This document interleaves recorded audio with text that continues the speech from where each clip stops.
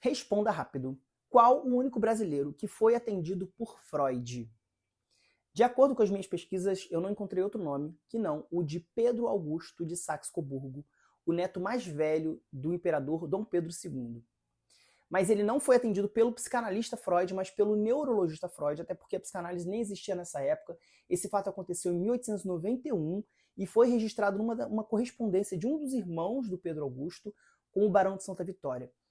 Esse trecho da carta é mencionado nesse livro, O Príncipe Maldito, Traição e Loucura na Família Imperial, da historiadora Mari del Priori.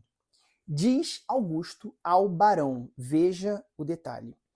Quero agradecer a visita do jovem doutor Sigmund Freud, enviado pelo bom doutor Jean Charcot.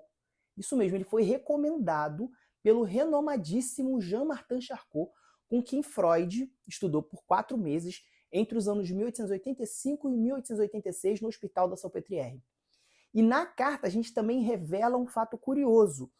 Na continuação desse trecho, ele diz: na sua opinião, não havia por parte de meu irmão nenhum sintoma monomaníaco ou de excitação descontrolada, constituindo-se unicamente de profunda depressão e infelicidade. O que sentiu é que está esgotado, recomendando por enquanto muito repouso. Ou seja, o médico, então, ele dá um diagnóstico alvissareiro para a família, porque contrariava os demais médicos e minimizava a gravidade da situação do príncipe.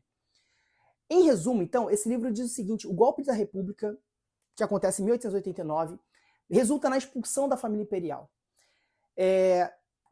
Porque os militares temiam uma insurreição com a presença da família, né, e o retorno do império. E aí ele se resume, então, ele se concentra nas intrigas que ocorrem na corte. Sabia-se que a saúde do imperador era extremamente frágil, que a sucessão iria ocorrer mais cedo ou mais tarde. E na linha sucessória nós tínhamos a princesa Isabel, que não contava com prestígio nenhum da elite política brasileira, por ser altamente fanática religiosa, ela era considerada uma beata, né? E ela era casada com o francês Conde d'Eu, que também não era bem quisto pelos oligarcas brasileiros.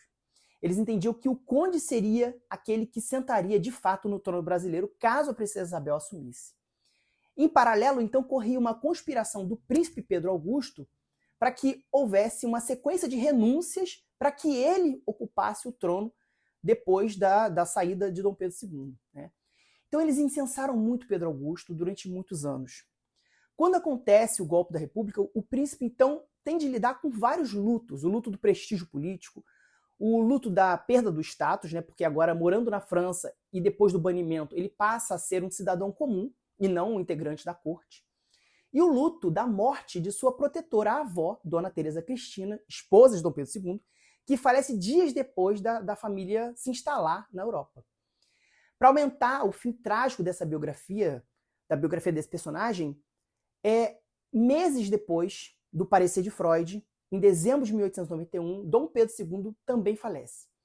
E em outubro de 1893, ele tenta o suicídio, depois é internado num hospício ali nos arredores de Viena, onde permanece até a sua morte e fica lá por longos 41 anos, se dizendo, até o fim dos seus dias, Dom Pedro III do Brasil.